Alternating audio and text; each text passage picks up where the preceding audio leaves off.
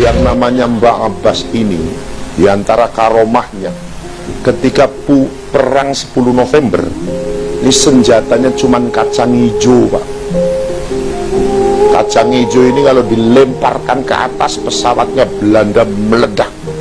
Kalau ditaburkan ke tanah, maka kacang hijau itu menjadi tentara. Karomahnya Mbak Abbas ini sandal bakiak. Tahu sandal bakiak? Tahu? Sandal bakiak itu sandal yang dari kayu. Itu beliau karena Belanda dengan pasukan sekutunya mengirimkan ratusan pesawat tempur.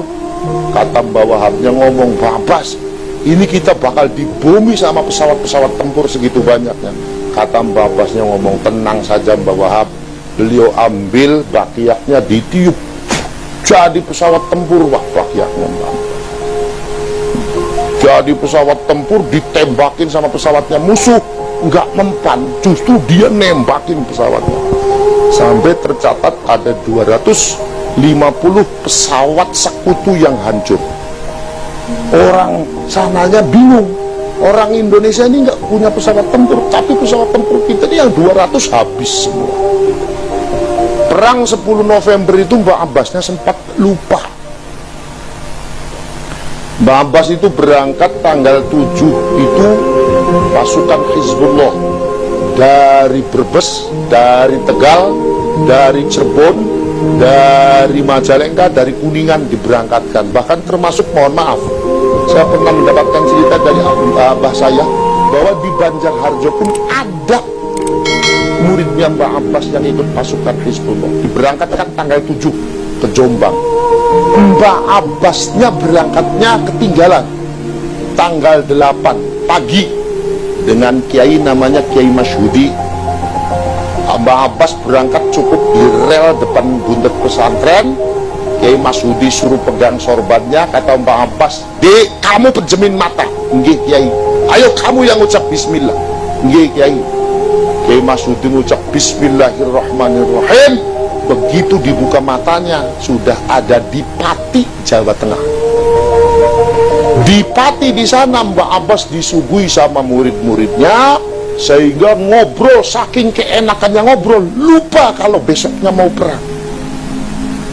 Diingatkan sama Kiai, Mbak Abbas, benjing niku mau badhe perang. "Oh iya, ayo sekarang berangkat ke Jombang." Berangkat dengan cara begitu lagi.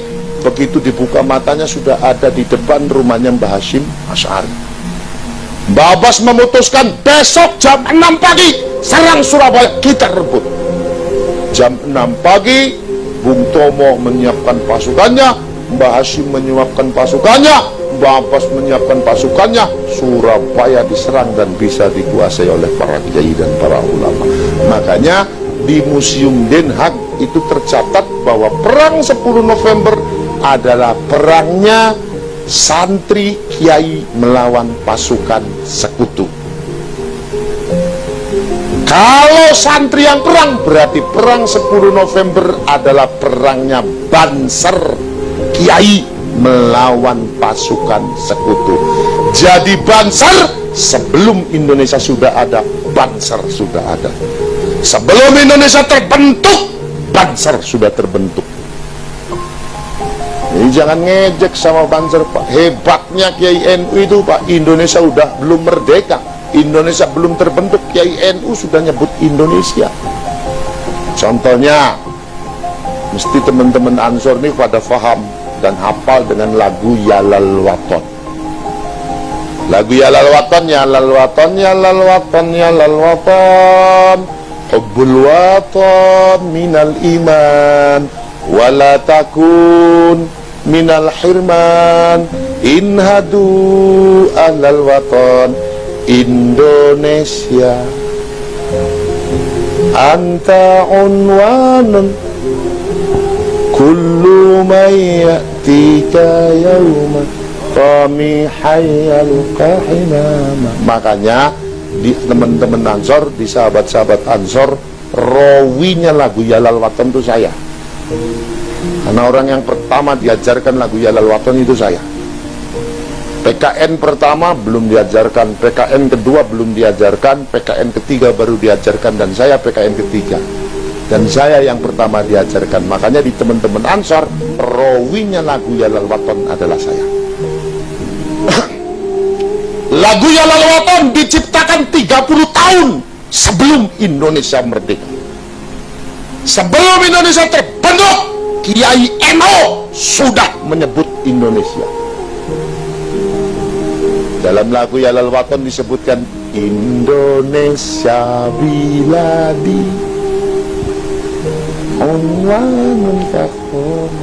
Mbak Wad menyebutkan dalam lagu Ya Lal Waton, Mbak Abbas menyebutkan dalam lagu yang berjudul Nahnu Nahdiyun Indonesia. Makanya nanti sahabat-sahabat Ansor ini harus belajar lagunya Mbak Abbas. Mbak Abbas juga punya lagu namanya Nahnu Nahdiyun Indonesia. Nahnu Nahdiyun Indonesia, hablunal Islamu dinuna, nahnu fissufu finusawi'i la akil mati rabbina, hayya nantami ila nahdatil ulama fi nailil muna. Jadi Mbak Abbas punya lagu, Mbak Wahab punya lagu. Mbak Abbas sudah menyebutkan Nahnu Nahdiyun Indonesia, saya adalah orang NU Indonesia. Lagu itu diciptakan jauh sebelum Indonesia terbentuk. Jadi Indonesia adalah satu-satu negara yang berdasarkan ijtihad dari para kiai dan para ulama. Jadi jangan ngecek sama Indonesia. Orang yang menginginkan Indonesia bubar, nggak usah dilawan Pak Kualat sendiri.